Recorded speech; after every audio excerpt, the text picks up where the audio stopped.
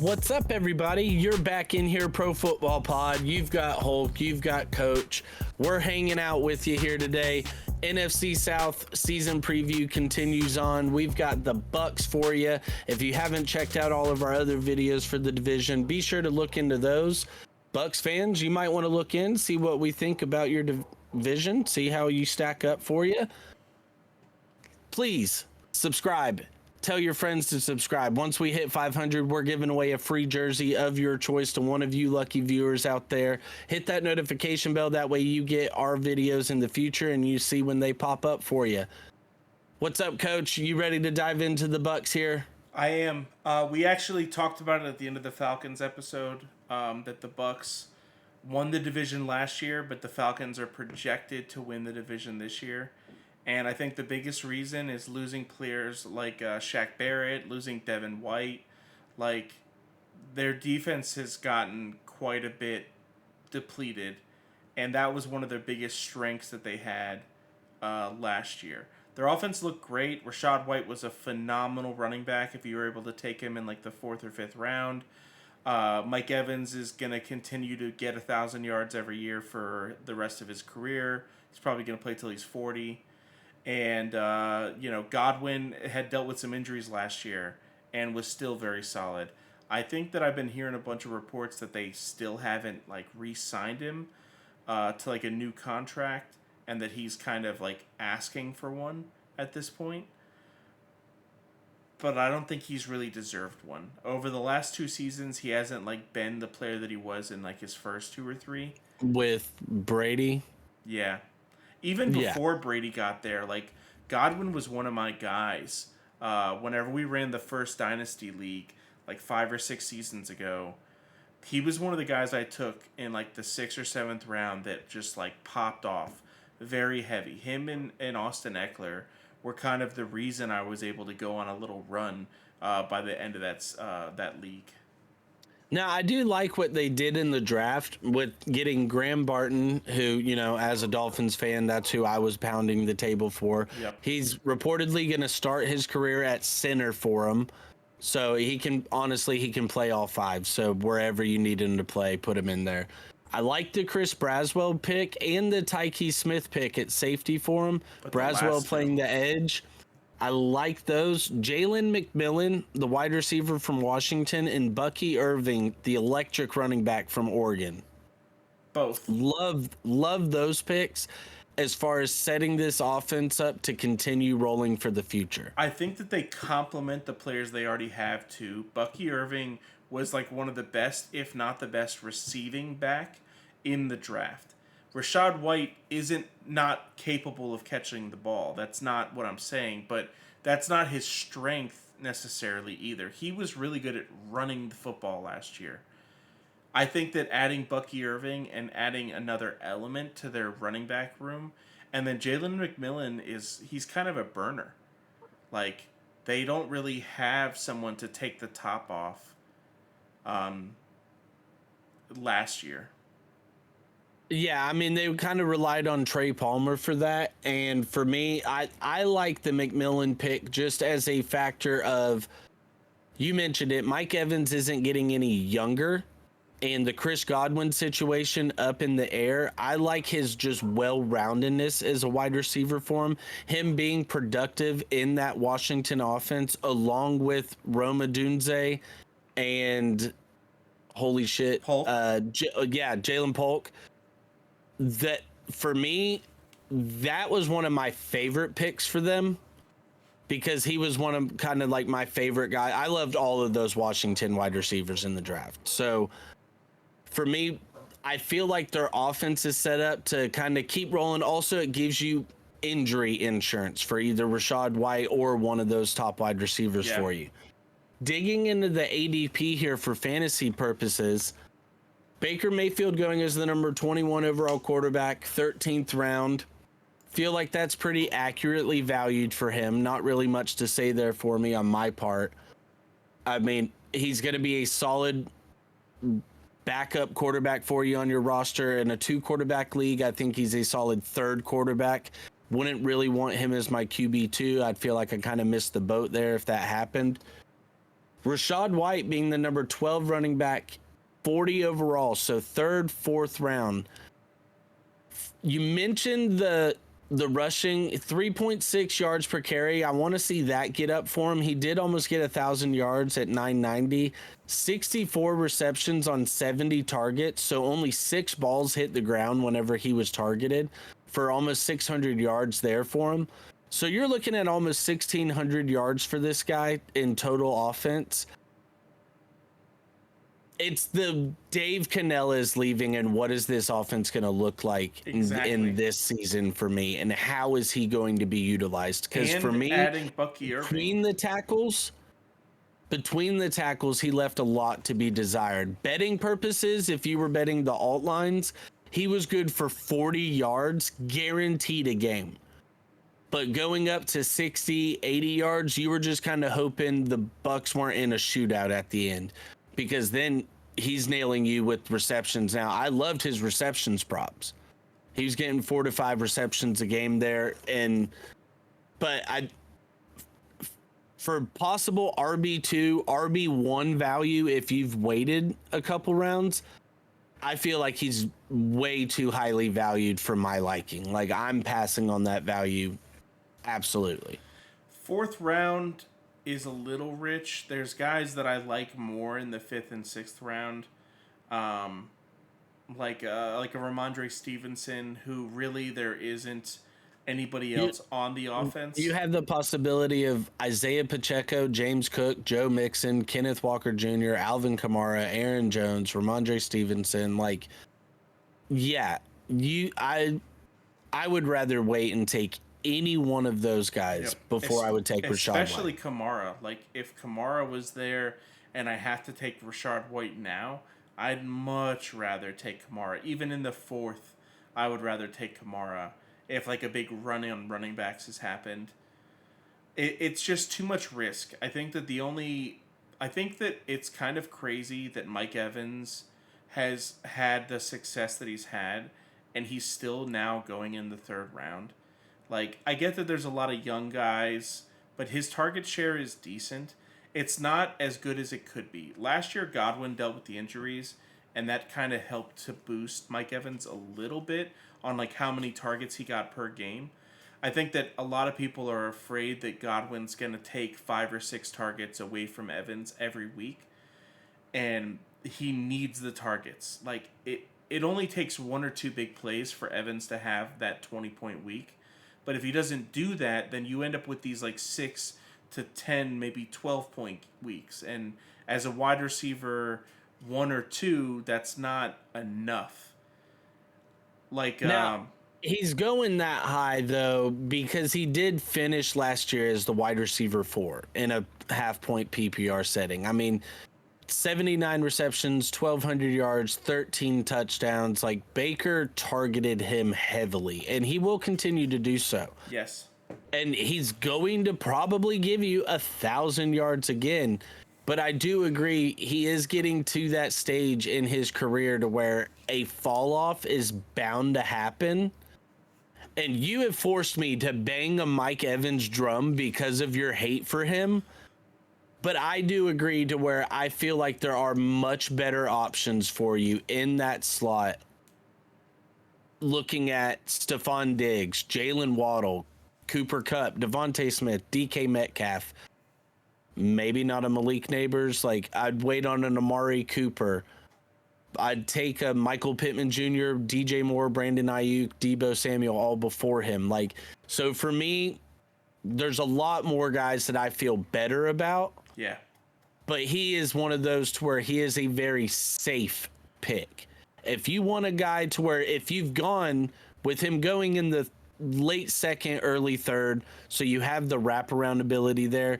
If you've gone wide receiver early and you've gotten one of those top guys like a Justin Jefferson, Jamar Chase, Amon-Ra, CeeDee Lamb, like if he's my 3rd wide receiver, you're feeling great as him as your flex, and then you just start taking running backs and tight ends and whatever else you need after that. Now, on the other hand, Godwin as the 36th wide receiver, 74th overall, I like that. Last year, if he hadn't dealt with the injuries he had, then Mike Evans wouldn't have His been the wide values receiver drop four. back down to where it should be. He's not going in the Exactly. third, fourth, fifth round anymore. Yeah. He's going back to where it kind of makes sense for him. I mean, now he did end up with more receptions than Mike His Evans did target last year, share is on point. and still had 1,000 yards. The 2 touchdowns is the main problem for him. Yep. Now he finished as the wide receiver 32 in half point PPR. So I mean, as far as his value, I guess going in the 7th round, like you said, I love it. Like if he was going in the 4th or the 5th, I'd feel a little more skeptical about it with the guys that are available. But going in the 7th, when you're looking at other guys down there, Calvin Ridley relying on Will Levis to make a step, Hollywood Brown, how does he fit into that KC offense? But everybody else is apparently getting arrested there. DeAndre Hopkins, another guy relying on Will Levis. Deontay Johnson, questionable with Bryce Young. How's he going to develop? He's Rasheed also the number Rice. one wide receiver for them. I don't know about that. Yeah, so I mean, Chris Godwin for me going in the 6th, 7th round, I'm okay with it because at that point, he's probably like the top wide receiver on your bench. So, okay. And if he ends up doing what he did 1 or 2 seasons ago, then he'll absolutely be a top 30, maybe top 25 wide receiver. He's going to be an every week start at that point. Like, that's what we're looking for. Is we're looking for guys we can just set and forget. If he's getting the target share that he got last year and he's healthy, like I remember his wife or his fiance or somebody was very vocal last year about how the coaching staff was kind of like talking about how he wasn't trying to play and like how he was kind of hurt and blah blah blah, and his camp was coming out and saying that that was bullshit, that he was out there at practice every Sounds day. like a Mike Thomas episode. Yeah, seriously. Like, yeah. So, I mean, I agree. Looking at it, I'm okay with the value there for both of those guys, Evans and Godwin. I'm cool with it. Now what do you think about Jalen Kate Otten? McMillan. Okay, yeah, Jalen McMillan. He's going in the 25th round, so he's not getting drafted. No. But in a dynasty, I do kind of like his value, especially if you have a taxi squad. Okay. Absolutely, he's a guy for that. K. Dot, number 20 tight end in the 17th round. So tight end wise, he's probably going undrafted. But I'm okay at the end of drafts like that taking flyers on tight ends, young wide receivers, and quarterbacks. Because there's certain guys to where you don't want to have to fight for them on the waiver wire. If you're one of those leagues that do a fab with, the free agency buy-in and everything, I don't want to have to spend it on K. Dotton at that point. Towards the end of the year for me is when he really started coming on. He finished as the tight end 20 last year. So, I mean, he's still right within his value of what he gave you. He, to me, though, is a solid guy to where I want to have one of the top tight ends. Like, if I have a David Njoku, Evan Ingram, and then I come back with a K. Dotton, I'm fine with having him on my bench as an insurance or a bye-week stand-in. We talked earlier about Juwan Johnson when we did the Saints video, and he's getting taken one tight end slot above Juwan Johnson. I honestly think I might like Juwan Johnson more, in that, like, between Rashad White, really good running back, Mike Evans and Chris Godwin, like, he's got at least 3 mouths to feed above him. Whereas the only real players above Juwan Johnson are Kamara and Olave. Shaheed doesn't get enough of a target share last year to, like, be a guy that I have to worry about from, like, a tight end perspective. The touchdowns could be better for both of those players, but that's how tight ends take that leap. And I think that I'm not as convinced on, like, Baker and Otten getting it together as I would be like Carr and Juwan Johnson getting it together. We've mentioned it multiple times this episode, like the Dave Canellis factor, or just the factor alone of losing your OC Yes. and still having most of your offensive guys in place. Now, this is just, behind the scenes here. Who is the Bucks OC right now?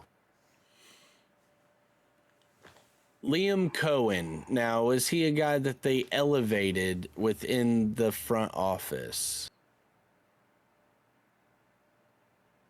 Yes, I believe so. So, I mean, if you've got somebody that's within the system and he's been elevated into that position, it sometimes works out. Still feel okay about it, but yeah, I see what you're saying. Like I said, we're discussing like a tight end too, like a possible waiver wire guy. So, exactly. I mean, I like where he's going as far as the value. He's an accurately valued guy. Now, Bucks had 9 wins last year. That was enough for them to win the division. Barely. They still lost to Detroit the last week of the season. And if it wasn't for the Falcons losing to the Saints... Yeah, they won on a tiebreaker. Yep. So their over-under is 7.5 right now, which is 2 less than what the Saints or the Falcons are projected. I don't think that they win the division again. I think that they could probably get 8 wins because their team is still very much there. Their defense did get worse, and they didn't really draft to replace losing a player like Devin White and Shaq Barrett. I guess they got Chris Braswell, but I don't know. I didn't see them really replacing enough of their lost talent to think that this team's going to be as good or better than they were last year. It's all going to be over. It's all going to be on Baker, in my opinion. If he takes another step and really proves to be even keep a plateau. Yeah. Just give us what you gave us last year. Just kind of maybe limit some mistakes and turnovers, but Baker's always a dog. He's gonna fight through anything for you. I'm going with the over. Looking at their schedule, I can see them pulling out 8 wins and stealing a couple here. I'm with you. I don't think they win the division. Falcons are rightfully so the favorites to win the division, but I think they're gonna be right on their heels. And I do think they end up splitting the series with the Falcons this year. I don't think the Falcons end up sweeping them. And for me, the Saints, both Saints games to me are winnable. The Saints don't excite me as a team. And both Panthers games are absolutely winnable. I mean, go back and watch our Panthers videos. We both expect them to take a major step this year. But I still think the Bucks are a better team overall. So exactly. I think I like the over there, and I feel pretty confident on that for them. I think the Falcons factor and just the overall factor of, okay, was Baker's season an outlier? But to me, Baker's season, it was an outlier compared to what he's given you for his career thus far, statistically wise. But it wasn't an outlier Baker-wise, if that makes sense. What the guy showed you in college, what he showed you as a prospect coming out, what he showed you for the Browns. I mean, he's always been a gritty player. He got the Browns to the playoffs. To me, that is kind of what we saw last year is kind of what I've expected out of Baker. Just a grinder, a dog. He's going to make some plays. He's going to make some mistakes. And I'm rooting for him. I hope he continues to step it up in Tampa. Bucks fans, if you've stayed with us this whole time, we absolutely appreciate you.